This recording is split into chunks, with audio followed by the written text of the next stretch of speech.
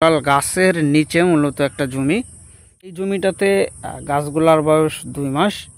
লতিকচু গাছ রোপণের যে নিয়মকানুনগুলো সেইগুলো যদি আপনি না মানেন বা না জানেন, সেক্ষেত্রে কিন্তু ফলনটা আশানুরূপ হবে না। ছায়াযুক্ত জমিতে আসলে ফলন ফলাইতে গেলে আপনাকে গাছগুলা রোপণ করতে হবে একটু ফাঁকা করে। দেশ ও দেশের বাইরে থেকে যে বা যারা আমাদের আজকের ভিডিওটি দেখছেন সকলকে জানাই আন্তরিক শুভেচ্ছা ও অভিনন্দন। প্রিয় দর্শক, আজকে দেখাবো আপনাদেরকে একেবারে অবাঞ্ছিত একটা জায়গাতে লতিকচুর চাষ করা হচ্ছে। এই যে হলো টোটাল গাছের নিচে মূলত একটা জমি, আর এই জমিটাতে গাছগুলার বয়স 2 মাস। আর 2 মাসেও কোনো প্রকার সার ওষুধ কীটনাশক ছাড়া আসলে এই যে লতিকচু চাষ করা যায় বা লতি হওয়া সম্ভব, সেটাই কিন্তু সরাসরি আপনাদেরকে দেখাবো। এই যে দেখতে পাচ্ছেন, এই গাছ থেকে লতি, এই গাছ থেকে অলরেডি লতি চলে আসছে। প্রত্যেকটা গাছ থেকে আমরা দেখতে পাচ্ছি ছোট বড় টুকটাক লতিগুলা দেখা যাচ্ছে প্রত্যেকটা গাছ থেকেই। কিন্তু এখানে আসলে লতিকচু গাছ রোপণের যে নিয়মকানুনগুলো সেইগুলো যদি আপনি না মানেন বা না জানেন, সেক্ষেত্রে কিন্তু ফলনটা আশানুরূপ হবে না।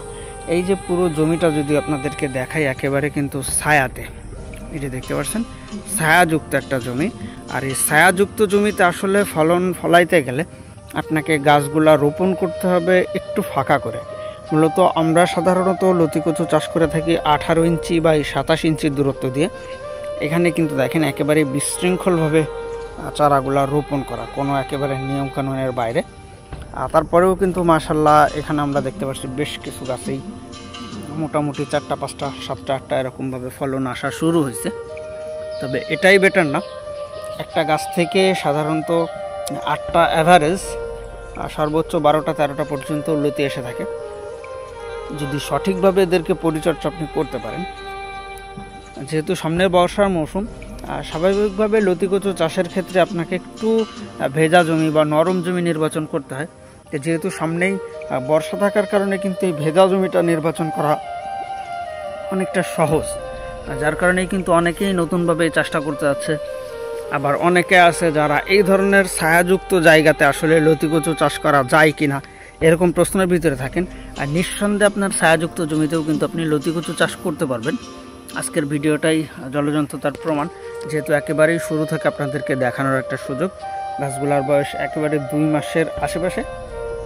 প্রত্যেকটা গাছ থেকে কিন্তু আমরা এই যে টুকটাক লতি দেখতে পাচ্ছি, এই যে দেখেন।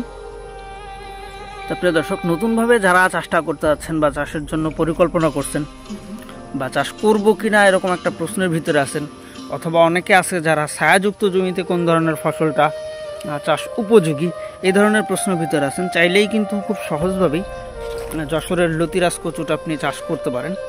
এই যে দেখতে পাচ্ছেন খুবই সহজভাবে এটা চাষ করা যায়। এখনও পর্যন্ত এই গাছগুলোতে কোনো প্রকার সার ওষুধ বা কীটনাশক দেওয়া হয় নাই, আবার গাছগুলা রোপণেরও কোনো নিয়ম শৃঙ্খলা নেই। আর তারপরেও কিন্তু যথেষ্ট পরিমাণ ফলন আমরা প্রত্যেকটা গাছ থেকেই দেখতে পাচ্ছি, এই যে দেখেন। তো প্রিয় দর্শক, যদি কেউ চারাগুলা সংগ্রহ করতে চান বা চাষ পদ্ধতি সম্পর্কে সঠিক তথ্যটা জানতে চান, অবশ্যই আমাদের ভিডিও স্ক্রিনে দেওয়া নম্বরে যোগাযোগের মাধ্যমে আপনি চাষ পদ্ধতি সহ যাবতীয় সকল প্রকার তথ্য পরামর্শটা পেতে পারেন। এই ছিল মূলত আমাদের আজকের ভিডিওটা। দেখা হবে পরবর্তীতে আবার নতুন কোনো ভিডিওতে। সে পর্যন্ত সবাই ভালো থাকবেন, সুস্থ থাকবেন। আল্লাহ হাফেজ।